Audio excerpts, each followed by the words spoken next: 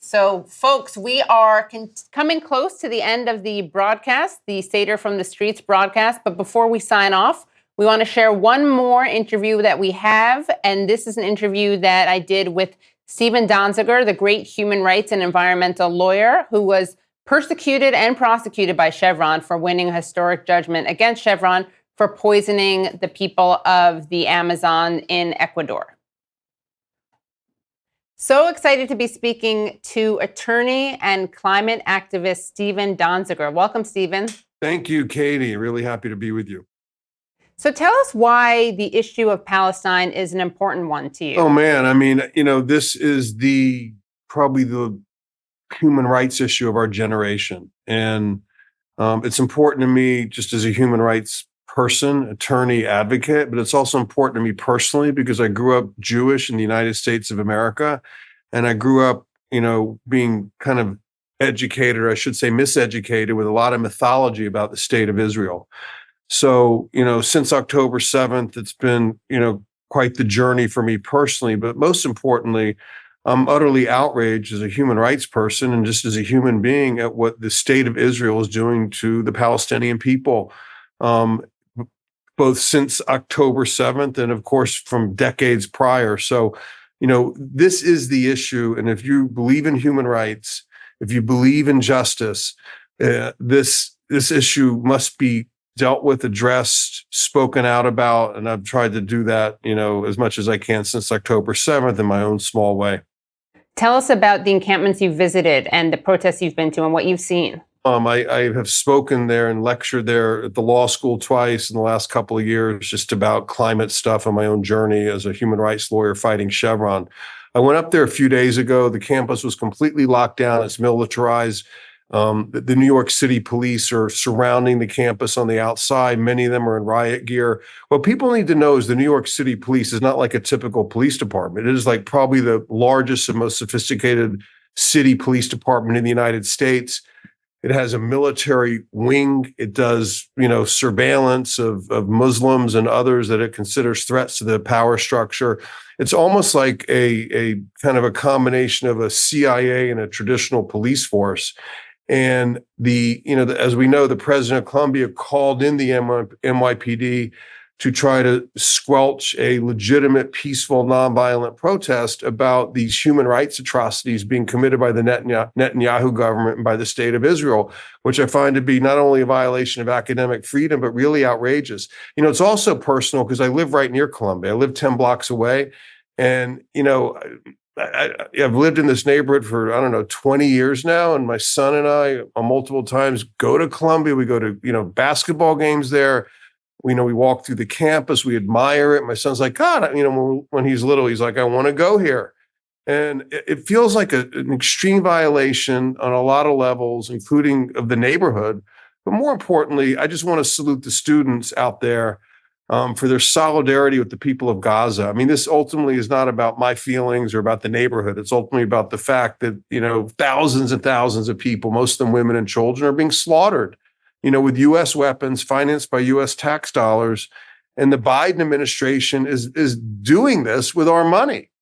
And if we don't speak out, this kind of thing will happen again and again and again. And ultimately, the students at Columbia, many of whom have been arrested, students elsewhere at Yale, NYU, many other universities, they are leading the way in this country right now on this issue. It's not the politicians. It's not Congress. It's not the mayor of New York who's tried to defend the president of Columbia. It is the students. And I've seen this throughout history. I felt it as a student when I engaged in protests in college and grad school. Students almost always are the cutting edge of the spear in terms of moving a society forward. And I'm just incredibly proud of the students for engaging in this kind of peaceful protest activity. It's a damn outrage that the Board of Trustees at Columbia, the president of Columbia, has violated academic freedom and tried to shut it down, acting like it's some sort of threat to the order of the university. It's an expression of the essence of the university. And the disorder, any threat is created by the reaction to that, by calling in the police, riot police, to militarize Columbia's campus. It's an outrage, but it is forcing the issue forward and it is spreading around the country. And I think that we're at a pivotal moment on this issue right now because of the leadership of these students. And I'm really happy to say that that's a silver lining to this. And you said that you were miseducated on this issue growing up as a Jewish person. Did you have an aha moment that made you reconsider how you see the issue of Palestine, or was it more gradual?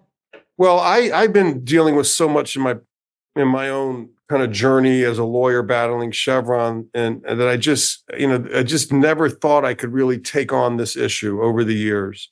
And once October 7th came, the next day, my son, who's a senior in high school, was like, "Dad, you got to post about this." I'm like, "Well, I don't know." He goes, "No, Dad, you got to post about this.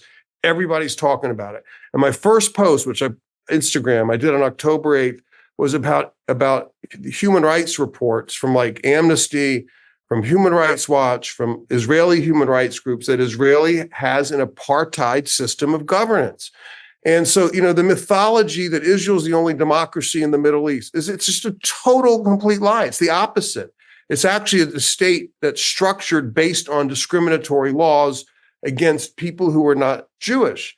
And as a Jew, and again, as a human rights person, like, I don't want this being done in my name. It's not for my benefit as a Jew. It actually is antithetical to everything I believe, including my own Jewish values that I treasure.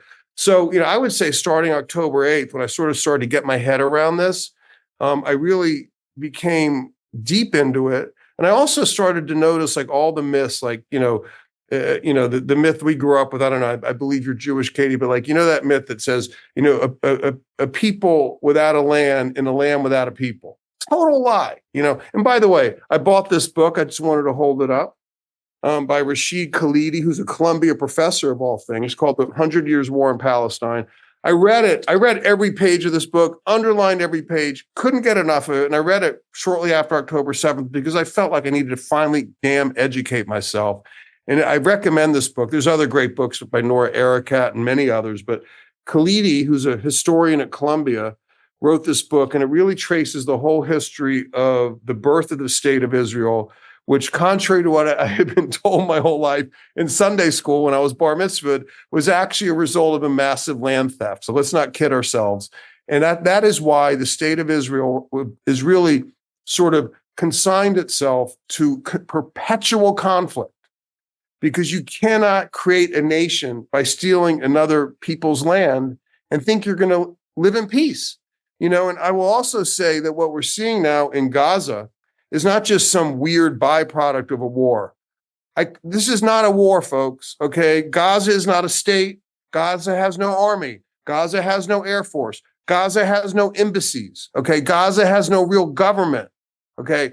This is a occupied territory illegally, and Israel is attacking it under the guise of trying to root out Hamas. I do not defend Hamas, but under the guise of trying to root out Hamas, they're using that, in my opinion, as cover to really slaughter civilians, decrease the population, make the area uninhabitable, with the hope of driving all Palestinians out of the territory into other countries. And, that's not just my assessment, not just my opinion. I am not an expert on this. I'm just learning about this. But there's an article in 972 magazine, an Israeli publication, by Abraham Yuval, who's a brilliant young journalist, that captures this out of a document produced by the intelligence ministry of the Netanyahu government on October 13th, less than 1 week after the Hamas attack of October 7th, where it outlines a plan to use this attack into Gaza as a pretext to drive and resettle all the Palestinians in the territory into Egypt.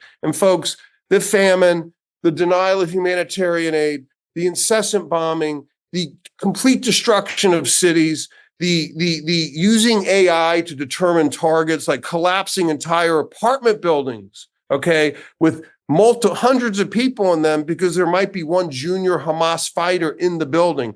All of that has happened not by mistake, not because Israel is trying to take care to not harm civilians, but precisely because, in my opinion, the purpose of this so-called war is to destroy civilian life, make that area impossible to live in so people leave and Israel can colonize all of Gaza. And I will mention, as you know, that almost all people who live in Gaza actually come from what is known today as Israel. They had their land stolen. They're either refugees or descendants of refugees who should be living over the fence on the other side. Those are their villages, okay? So we have to understand the history. We have to understand the context. And I am indebted to Professor Khalidi for this book because it really helped me educate myself, but I'm hardly an expert. And last question. I'm just a pissed off Jew and a human rights lawyer right now. Nice. That's a good combo, killer combo. Yeah.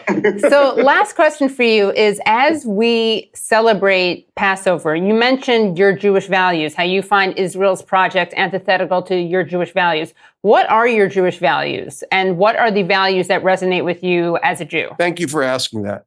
You know, when I think of my Jewish values, and this is very personal, I mean, not only am I not an authority on Palestine, I'm not an authority on Judaism, even though I'm Jewish and I had a bar mitzvah. Hardly qualifies me as like an intellectual authority of Judaism. But where I grew up in Northeast Florida, to Jewish parents. My mom always talked about the need to reach out and to care for others and to engage in civic life. My mom was a great example for me because when I was a kid, we would go to protests. We would, you know, my mom was hugely involved in the boycott in support of Cesar Chavez and the Farm Workers Union, for example. And of course, I read about Mississippi and you know, people would come down from the north to help with voter registration during the civil rights movement. And that, to me, is the best of Judaism. It really is. And there is no doubt Jews have been persecuted. There is no doubt there is real anti-Semitism. But I will say this, I don't feel like the so-called anti-Semitism talked about by certain members of Congress and members of the media on college campuses. I believe that there's a little bit of an element that some of that might be real, but there's a lot of that I believe is manufactured. And I think the Israeli government does it intentionally to give itself cover to kill Palestinians. Right. Well, Steven, thank you so much for all your work and also for speaking with us tonight. Love what you said. Thank you for what you're doing. I love your work, and you know, keep the faith. Let's keep fighting. Thank you again. Thanks. Bye, Steven. Bye-bye.